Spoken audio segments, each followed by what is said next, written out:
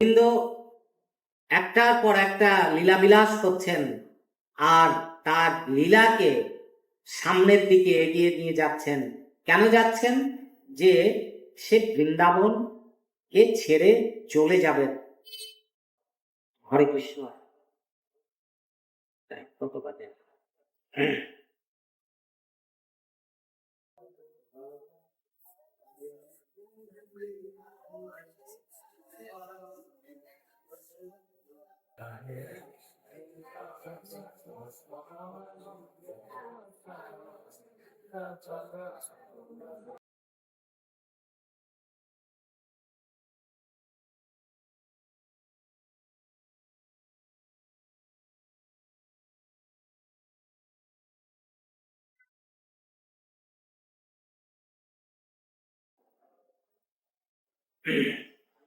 আমাদের হাতে আরো প্রচুর সময় আছে। আমরা আরেকটা উপাখ্যান বলবো।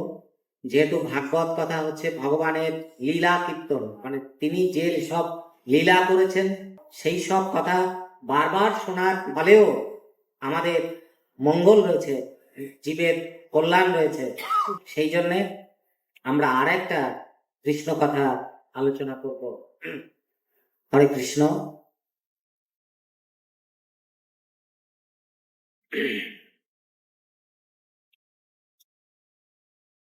জয় হরি বল, জয় হরি বল, জয় হরি বল।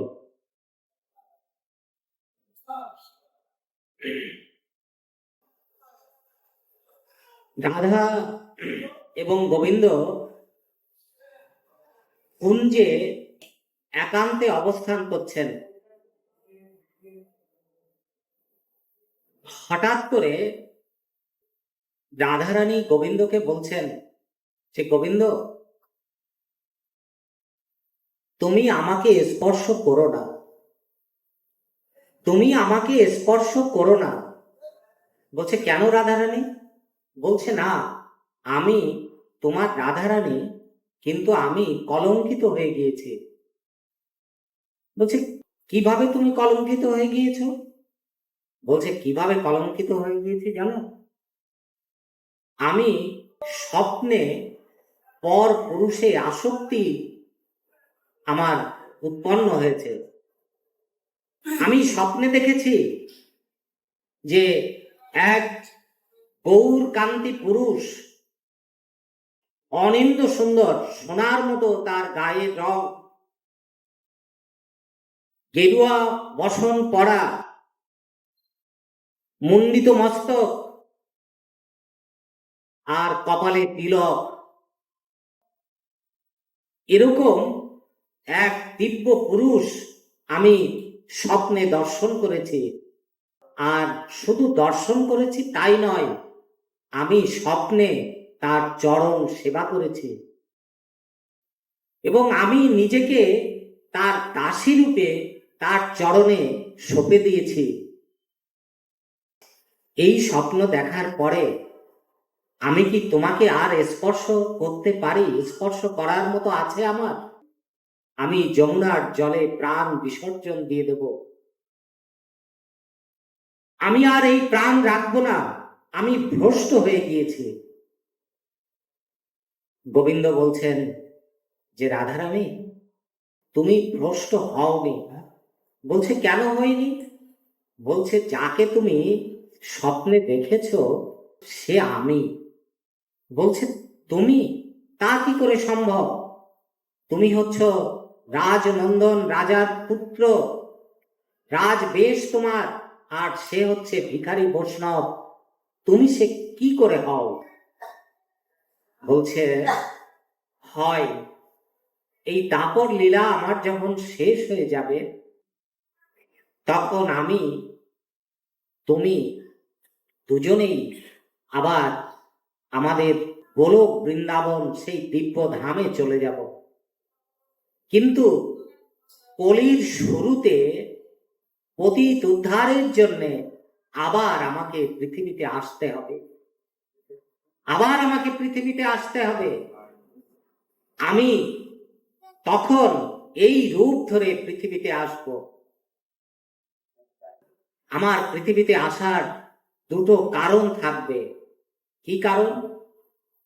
এই যে তুমি আমাকে এত ভালোবাসো, এত ভালোবাসো, তোমার ভালোবাসা কি রকম সেটা বোঝার আমার এই জীবনে হয়নি। তা আমি তখন তোমার নাম নিয়ে নদিয়ায় জন্মগ্রহণ করব এবং নদিয়ার পথে পথে তোমার নাম আমি বিতরণ করব আর তোমারই ধ্যান পুজো করব। তাতে যদি তোমার ভালোবাসার ঋণ শোধ হয়, সেইটা বোঝার জন্যে আমি নদিয়ায় অবতীর্ণ হব। আর কি জন্য হব? যখন আমি নদিয়ায় অবতীর্ণ হব, সেই সময় ধর্মের প্রাদুর্ভাব হবে। মানে অধার্মিকদের দ্বারা ধর্মাচরণ জীবের পক্ষে সম্ভব হবে না। সেই সময় এই কলির জীবকে উদ্ধার করার জন্য আমার আসতে হবে। রাধারানী বলছেন, তাই আমার কানাই যদি নদিয়ার পথে ধুলিতে গড়াগড়ি দিতে পারে, আসতে পারে, তাহলে আমি কি করে এই গোলক বৃন্দাবনে অবস্থান করে থাকব? তোমাকে আমি ধুলোয় গড়াতে দেব না। হে কানাই, তোমাকে আমি ধুলোয় গড়াতে দেব না। কেন দেব না জানো? ওই তোমার শরীরটা, ওটা তোমার শরীর নয়, ওটা আমার শরীর, আমার দেহ। সেই জন্যে আমার যে দেহ, আমি যাকে ভালোবাসি, সেই ভালোবাসার জনের শরীর আমি ধুলোয় গড়াতে দেব না। আমি কি করব জানো? আমার অঙ্গ দিয়ে আমি তোমার অঙ্গ ঢেকে রাখবো। যদি ধুলোয় পড়ে তো আমার অঙ্গই পড়বে। জয় হরি বল। এইভাবে নদিয়ায় গৌরাঙ্গ শ্রীহরি অবতীর্ণ হলেন। কিভাবে অবতীর্ণ হলেন? শ্রীরাধা প্রণয় বিকৃতি লাদিনী শক্তি রশ্মা দেকাত্মানা বপি ভবিপুরা। শ্রীরাধা এবং গোবিন্দের মিলিত যুগল রূপ আস্বাদনের ফলে যে আনন্দ রসের সৃষ্টি হলো, আর সেই আনন্দ রস থেকে যে বিক্রিয়া সৃষ্টি হলো, সেই বিক্রিয়া এক জায়গায় ঘনীভূত হয়ে গৌরাঙ্গের মূরতি ধারণ করলো, গৌর হরি হলো। তাহলে রাধা এবং গোবিন্দ একসঙ্গে মিলেই হলো শ্রী গৌরাঙ্গ মহাপ্রভু। সেটা দাপরেই রাধারানীকে দেখিয়েছিলেন। কলিতে যে আসবেন সেটা দাপরেই রাধারানীকে দেখিয়েছিলেন। বলছে, ও তাহলে আমি কলঙ্কিনী নই, কিন্তু সারা বৃন্দাবনবাসী যে আমাকে কৃষ্ণ কলঙ্কিনী বলে আমার নাম রটিয়ে দিয়েছে, যে আমি কৃষ্ণ কলঙ্কিনী, তা আমি এই নাম নিয়ে যদি দেহ রাখি তাহলে তোমার কি নিন্দা হবে না কানাই? বলছে, তাই? তাহলে তো তোমার এই কলঙ্ক আমার ভঞ্জন করতে হয়। তাহলে তুমি যাও, তুমি আজকে ঘরে ফিরে যাও, অচিরেই তোমার কলঙ্ক আমি ভঞ্জন করে দেব। গোবিন্দ বাড়ি চলে এলেন। বাড়ি এসেই তিনি কঠিন ব্যামতে পড়লেন। মানে গায়ে প্রচন্ড জ্বর শুরু হয়ে গেল। গোবিন্দের গায়ে জ্বর, অসুখ। অসুখ আর ভালো হয় না। এ কবিরাজ আসে, সে কবিরাজ আসে, এ ওষুধ পরে, সে ওষুধ পরে, কিন্তু গোবিন্দের জ্বর আর ভালো হয় না।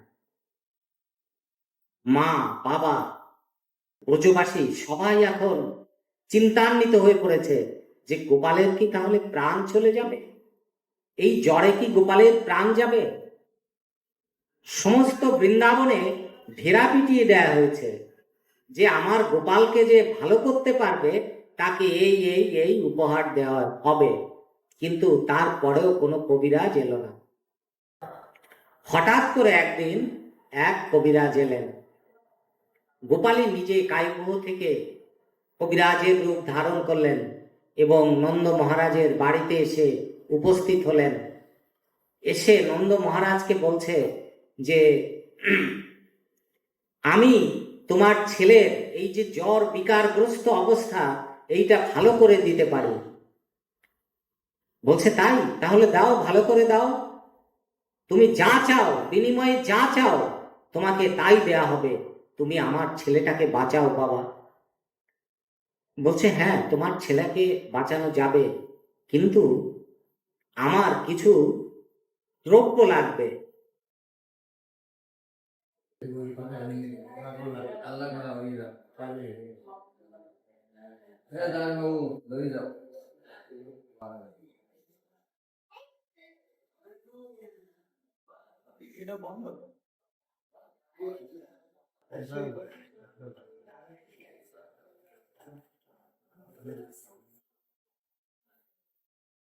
হরে কৃষ্ণ।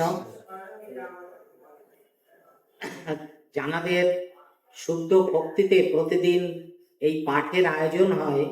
আমরা তানাদের নাম আপনাদের জানাচ্ছি। আজ পাঠের আয়োজন করেছেন অনিমা রানী দত্ত। তার শারীরিক সুস্থতার জন্য ও পারিবারিক কল্যাণের জন্য সকল কৃষ্ণ ভক্তের কাছে প্রার্থনা, এবং অবশ্যই তিনি গোবিন্দের কৃপা প্রার্থনা করেন, তার যেন কৃষ্ণ ভক্তি জাগ্রত হয়। জয় জয় শ্রী শ্রী শ্রী গোবিন্দ পতি হরি হরি বল।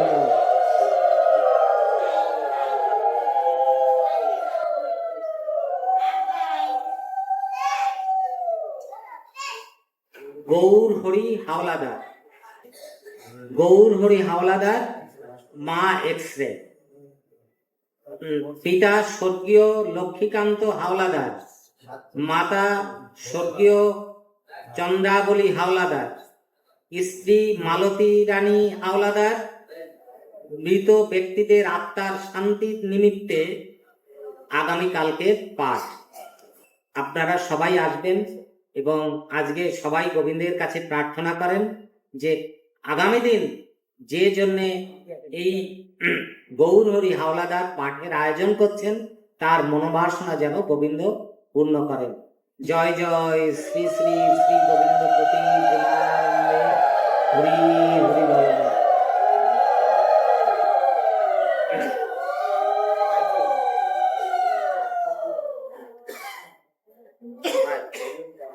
হরি বল। আমরা শ্রী রাধারানীর কলঙ্ক ভঞ্জন এই উপাখ্যানটা বলতে শুরু করেছিলাম, কিন্তু সময় আর পারমিট করছে না, সেই জন্য পাঠ আজকে রাখতে হবে।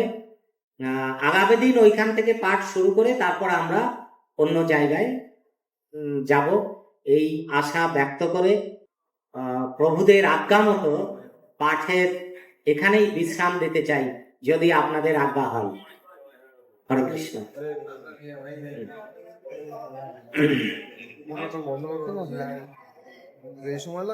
ওম নমো ভগবতে বাসুদেবায় নমো।